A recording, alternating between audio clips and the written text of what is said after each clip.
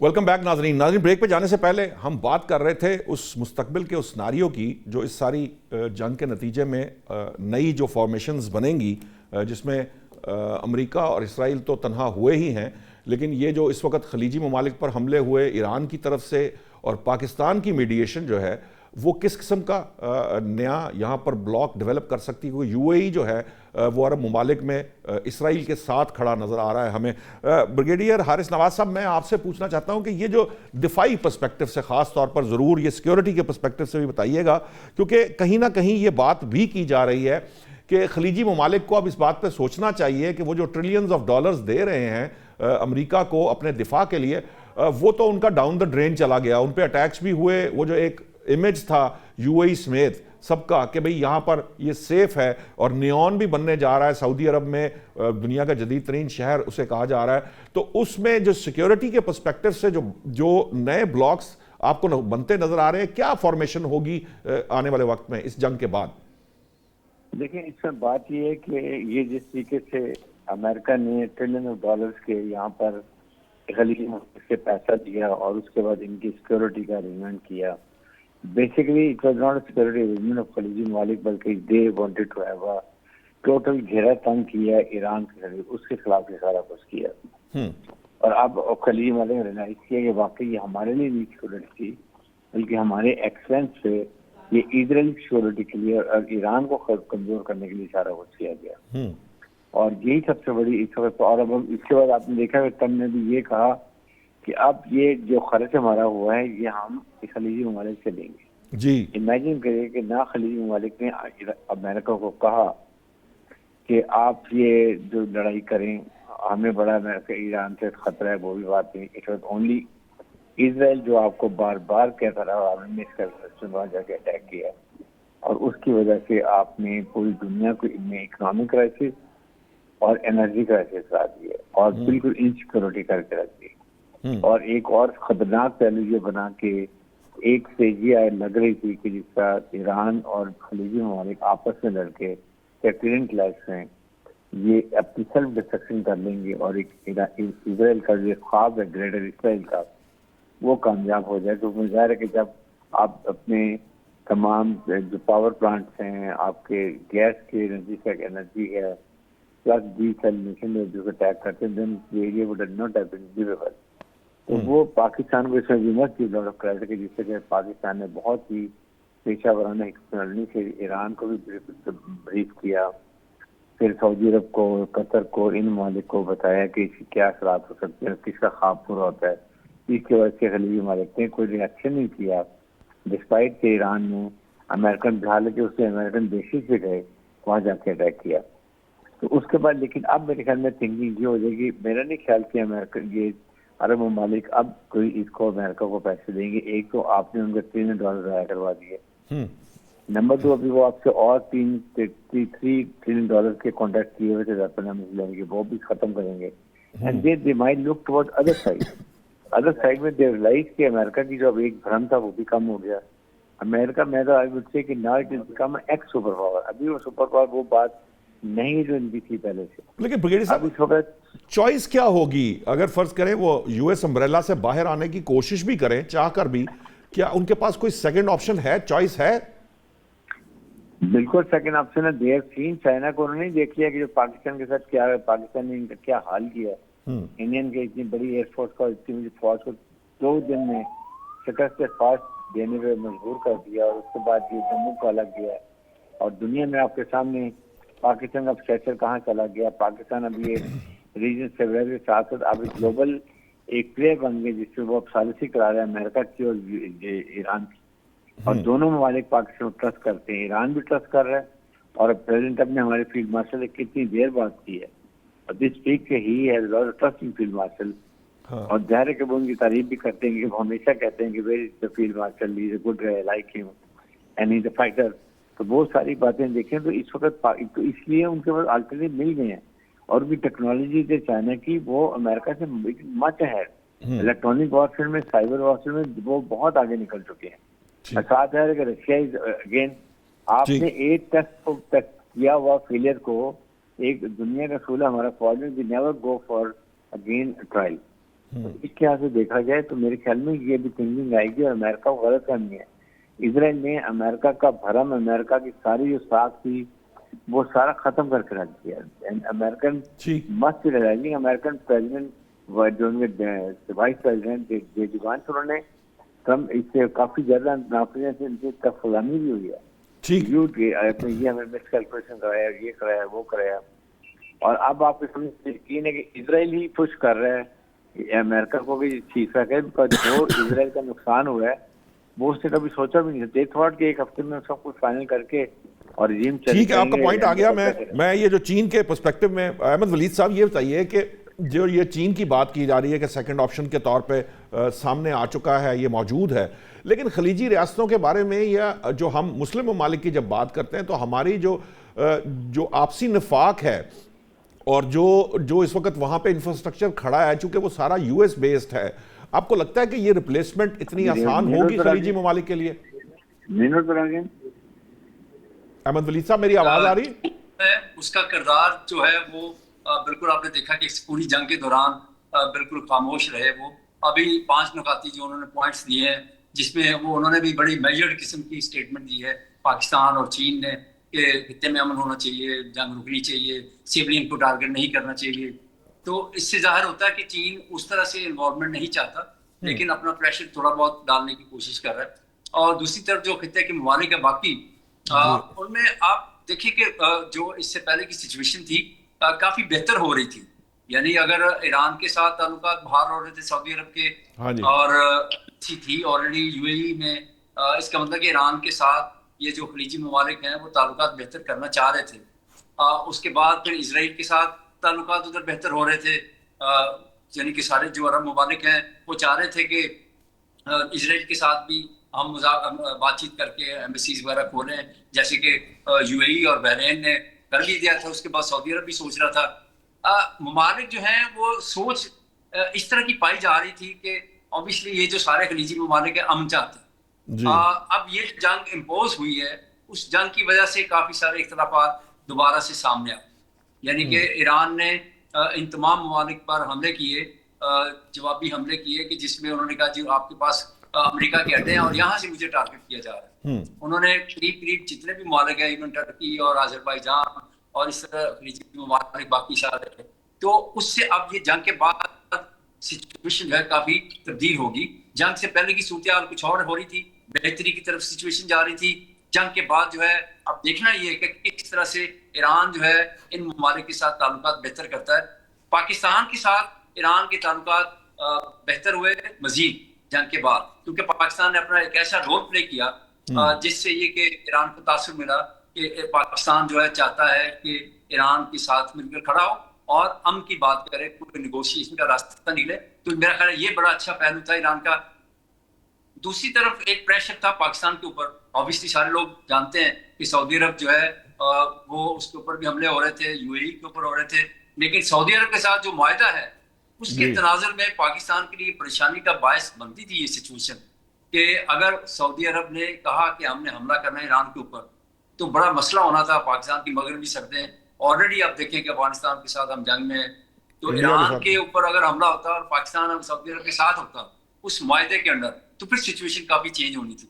लेकिन अब ये देखना है कि जो मुस्लिम ममालिक के लिए खास तौर पे जब ये जंग खत्म होगी तो क्या स्ट्रेटेजी बनानी है, सारे ममालिक ने ये तय करना है, क्योंकि तजारत हो रही है, मामला बेहतर होने चाहिए, चाहे ईरान सऊदी अरब हो, ईरान यूएई हो, ईरान बहरीन हो, कतर हो, तो सबके साथ ताल्लुकात जो है बेहतर होंगे तो ईरान के लिए भी बेहतर होगा, फायदेमंद होगा। तो मेरा ख्याल है कि सिचुएशन का वेट करना पड़ेगा कि जब ये जंग खत्म होगी तो किस तरह से सारे मुस्लिम ममालिक जो हैं वो एकदम से दोबारा से बेहतरी की तरफ चलते। ठीक, शहजाद साहब, मैं यही थोड़ा सा इसी सवाल को ज़रा आगे बढ़ाना चाहता हूं कि ये जो जैसे ब्रिगेडियर साहब ने कहा कि इस वक्त खलीजी ममालिक के पास चीन एक सेकंड ऑप्शन है, क्योंकि चीन ने या चीन की वॉरफेयर ने पाकिस्तान के ज़रिए मार्केट किया अपने आप को, या दुनिया को ये बता दिया कि वो बाहर तौर उनकी जो सलाहियत है वो कम नहीं है किसी दूसरे मुल्क से। लेकिन प्रोवाइडेड के इस सारे के साथ जो खलीजी ममालिक हैं वो चीन को सेकंड ऑप्शन बनाते हैं कि नहीं बनाते? आपको लगता है कि ये जब जंग ख़त्म होती है तो जो खलीजी ममालिक हैं वो यूएस अम्ब्रेला से निकलकर चाइना की अम्ब्रेला के नीचे आना चाहेंगे? नहीं, मेरा नहीं ख्याल। असल में इस सारे खित्ते के ऊपर बशमूल पाकिस्तान अमेरिकी जो हुकूमतें रही हैं और जो उनके इदारे हैं, उनका एक तारीख है उनकी यहाँ पे असर व रसूख की। तो वो जाहिर है कि वो असर व रसूख इतनी जल्दी से तो नहीं जाएगा, और ख़ास तौर पे ऐसे में जबकि आपकी रियासत को चलाने वाले लोग जो उनकी अगर आल औलाद का मुस्तकबिल और उनके सारे कारोबार और उनकी प्रॉपर्टियाँ वेस्ट और अमेरिका के साथ में हों, तो फिर आप चाइना की तरफ इतनी आसानी से तो नहीं कर सकते। लेकिन बुनियादी तौर पर तो हम सबको उस तरफ देखना है, चूँकि नकवी साहब शायद मुझे बेल आउट करें कि लुक ईस्ट की जो पॉलिसी का एक आगाज़ किया गया था, और जो कि बहुत अर्सा पहले एक पेशीन गोई भी हुई थी कि अब जो अगली सदी तरक्की की है वो मशरक़ की है और चीन की है। तो चीन का अब वो जो ग्रेजुअली उन्होंने बिल्टअप किया है, वो अल्टीमेटली उसकी एक ऐसा पॉइंट आएगा जब सब चीन की तरफ देख रहे होंगे। लेकिन फौरी तौर पर मुझे इसका कोई इम्कान नज़र नहीं आता।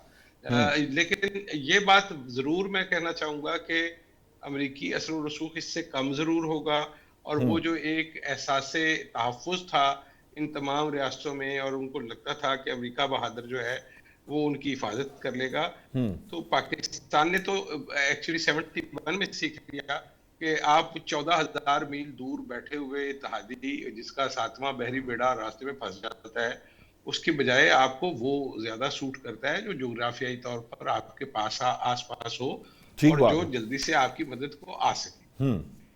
तो खित्ते में तो इस वक्त चीन ही फिर जो है वो सूटेबल चॉइस तो बहरहाल बनती है। ब्रिगेडियर साहब, इसमें मैं चाहूंगा थोड़ा सा जरा इस पर्सपेक्टिव में भी बात की जाए, थोड़ी एक्सप्लेन इसको मजीद किया कि देखिए यूनाइजेशन या पेट्रो यूनाइजेशन जो है, अगरचे हमें वो नज़र आया, भारत ने जो 2 जहाज़ गुजारे, कहा जा रहा है कि वो युआन के अंदर पेमेंट की है इंडिया ने। ये जो पेट्रो यूनाइजेशन या ब्रिक्स का जो मामला था, क्योंकि इंडिया अब उससे पीछे हट भी रहा है, और उसके अगेंस्ट पेट्रो डॉलर, क्योंकि यूएस जो है वो पेट्रो डॉलर पे कोई कॉम्प्रोमाइज नहीं करता। आप समझते हैं कि चीन अगर सेकंड ऑप्शन हो भी, तो क्या अमेरिका ये जो खलीजी ममालिक जिनकी तमाम तर इन्वेस्टमेंट्स वहाँ हैं यूएस के अंदर और वेस्टर्न नेशंस के अंदर, वो इनको ये इस चीज़ के ऊपर जो सेकंड ऑप्शन पे जाने देगा? देखिए, इसमें बेसिकली प्रॉब्लम खलीजी ममालिक की ये है कि एक तो इनका सारा जो है ना इन्वेस्टमेंट वो है अमेरिका में, एंड उसकी वजह से ये काफ़ी फंस चुके हैं। नंबर 2 बात ये कि उनके ऊपर एक और तलवार भी लटकती है, वो ये है कि वो यही उनको ब्लैकमेल करते हैं कि अगर आप हमारी जो है कंट्रोल से बाहर निकलते हैं तो फिर हम इस मुल्क में जो किंगडम की बात है उसको भी हम चेंज करने की कोशिश करेंगे, वहाँ पर डेमोक्रेसी लाएंगे जी। तो ये एक इशू है जिसकी वजह से काफी हद तक वो इन ममालिक को कंट्रोल कर लेते हैं।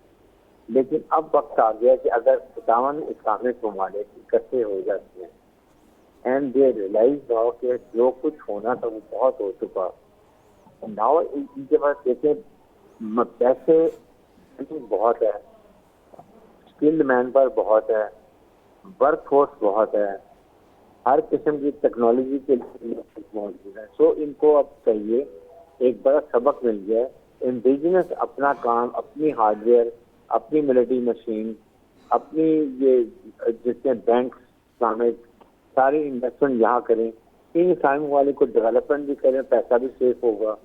ये अब इनकी थिंकिंग होनी चाहिए। ये दे शुड डिसाइड इस लड़ाई में जो खास तौर पे लास्ट जून में है, इसमें इस्लामिक ममालिक ने एक दुनिया को बता दिया, अमेरिकन को और यूएस को, कि we don't have a unity, we don't take very strong independent decision. अगर वहां पर जब कतर पे अटैक हुआ था, अगर उस वक्त इस्लामिक ममालिक सारे खड़े होकर ये कह देते और एक वार्निंग देते कि वी आर गिविंग 7 डेज के गजा की लड़ाई को बंद करें, अदरवाइज हम तमाम कमर्शियल फ्लाइट इजराइल की अरब ममालिक से बंद कर देंगे, हम इब्राहिम अकॉर्ड की बात जो करते हैं उसको भी सस्पेंड कर देंगे, हम पूरा जो बिजनेस कर रहे हैं इजराइल के साथ वो खत्म करेंगे। तो ये डेवलप कौन, द प्रॉब्लम इज कि हमारी अपनी वीकनेस है जिसकी वजह से हम ये नहीं कर सकते। अदरवाइज इस 57 Islamic country have lot of potential. Man power आपके वजह से ना, कितनी मैन पावर है। पाकिस्तान आबादी देखें, इंडोनेशिया देखें, पाकिस्तान देखें, तुर्किया देखें, और ममालिक बहुत ज्यादा हैं, और दे बड़ी लड़ाक फौज, टेक्नोलॉजी, रशिया और ये ईरान ये अवेलेबल। वैसे भी देखें इस वक्त रीजन में, पहले अपने नेबरहुड में देखें, हम यहाँ 100 होना चाहिए।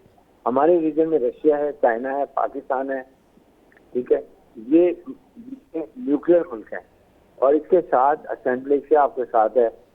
गवादर पोर्ट हमें नहीं बनाने दिया जाता कि ये हम इकोनॉमिक तरक्की करेंगे। ये सारी चीजें देखें, अगर ये सब इकट्ठे हो जाएं और अगर ये सोच लें कि हमने आइंदा के लिए एक यूनिफाइड पॉलिसी रखनी है मुसलमानों मुल्कों की, तो हर जगह मुसलमानों को मार पड़ी। कश्मीर देख लें आप, गाजा देख लें, अफगानिस्तान देख लें, सीरिया देखें, लीबिया देखें, इराक देख लें, कहाँ पर कौन से मुल्क को उन्होंने छोड़ा, सब जगह ऑयल और गैस के रिसोर्सेज पे आके कब्जा लेकिन यही एम था उनके ईरान में आने। लेकिन इसके बावजूद 70 साल गुजर गए ब्रिगेडियर साहब, ये जो विशफुल थिंकिंग तो हो सकती है, इस वक्त भी लगता ऐसे है कि ये विशफुल थिंकिंग ही है।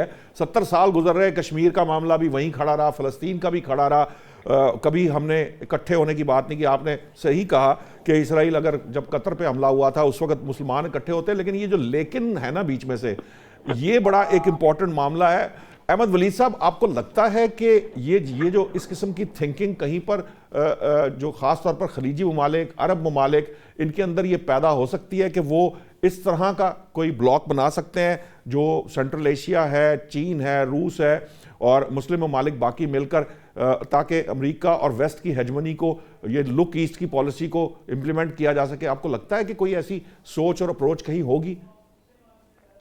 नहीं, ऐसा बिल्कुल दिखाई नहीं दे रहा फिलहाल। अगले चंद सालों में, कुछ डेकेड्स में शायद कोई ऐसा मुमकिन हो। सिचुएशन ऐसी बनी नहीं है अभी तक, क्योंकि अमेरिका के साथ जो ताल्लुकात हैं तमाम अरब ममालिक के, और पिछले कई सालों से, कई दहाइयों से वो चलते आ रहे हैं, और एकदम से वो चाइना या रशिया या किसी और के साथ नहीं चलने के लिए तैयार होंगे। भारत के साथ उनके ताल्लुकात अच्छे हैं, वो कारोबार करना चाहते हैं। पाकिस्तान के साथ ताल्लुकात उनके अच्छे हैं, दोस्त मुल्क है, मुसलमान मुल्क है। इस तरह से ईरान के साथ भी ताल्लुकात बेहतर हो रहे थे, लेकिन ये सिचुएशन ऐसी बनी कि जिसके बाद सिचुएशन मेरा ख्याल है काफी अब टाइम लगेगा इसको मजीद बेहतर करने के लिए। लेकिन ऐसी सूरत हाल अभी तक नहीं बन रही जिसमें चीन जो है वो इस तरह की सिचुएशन में एंटर हो कि जिसमें वो अरब ममालिक के साथ अपना असर रसूख जो है बढ़ाए। चीन जो है वो एक पावर तो बन गया है, वो लैटिन अमेरिका में अपना बिजनेस शुरू कर रहा है, लैटिन अमेरिका के मुल्कों को अपने साथ ऑब्वियसली एंगेज कर रहा है। इस तरह और भी मुल्कों में, अफ्रीका में भी कर रहा है, पाकिस्तान और इस तरह से श्रीलंका या और ममालिक है। इंडिया के साथ भी चाइना के ताल्लुकात बड़े अच्छे हैं कारोबार के लिहाज से। अगरचे के मुखालफत तो चलती रहती है, लेकिन आप देखें कि वो बिजनेस के पॉइंट ऑफ व्यू से देखें, चाइना का मेन फोकस है यूरोप। कंक्लूड कर दीजिए वलीद साहब, मुझे लतीनी अमेरिका हो, अफ्रीका हो, या ये मिडिल प्रोग्राम का वक्त खत्म हो गया है। चाइना का फोकस बिजनेस है कि वो बिजनेस करना चाह रहा है। अभी वो इस तरह से पॉलिटिक्स में नजर नहीं आ रहा कि वो एंटर हो। आपने देखा रिसेंटली उसकी पॉलिसी, उसी से ये अक्स किया जा सकता है कि उनकी इंटेंशन अभी ऐसी नहीं है। ठीक है, बहुत बहुत शुक्रिया। अहमद वलीद साहब सीनियर तजिया निगार हैं, सीनियर जर्नलिस्ट हैं, वो तजिया दे रहे थे। अली सर नकवी साहब आपका बहुत शुक्रिया, ब्रिगेडियर हारिस नवाज साहब, शाहजाद फारूकी साहब, आप तमाम मेहमानों का शुक्रिया। लगता ये विशफुल थिंकिंग है इस वक्त। चीन की पॉलिसी अपनी जगह है, इसमें कोई शक नहीं, लेकिन जब USSR से ट्रांजिशन हुई थी टुवर्ड्स US, तो भी एक दिहाई का अरसा था। हो सकता है कि ये दिहाई अब शुरू हो चुकी हो, जिसके अंदर ये ट्रांजिशन अमेरिका से चीन की तरफ आती हमें नज़र आए। फ़र्क सिर्फ ये है कि जो बात ब्रिगेडियर साहब कह रहे थे वो इम्पॉर्टेंट है कि मुस्लिम ममालिक को, सेंट्रल एशियन स्टेट्स को, चीन को, रशिया को, और जो जिसे कह लीजिए ब्रिक्स ममालिक की बात की जाती है, या एंटी जो डॉलर है उसका एक जो महाज है, उसके ऊपर अगर आप काम शुरू करेंगे तो अल्टीमेटली एक वक्त आएगा कि आप इस चुंगल से निकल सकते हैं, वेस्ट के और US के चुंगल से निकल सकते हैं। आज तक के लिए इतना ही। कल नए मौज़ूआत के साथ हाजिर होंगे। अल्लाह निगहबान।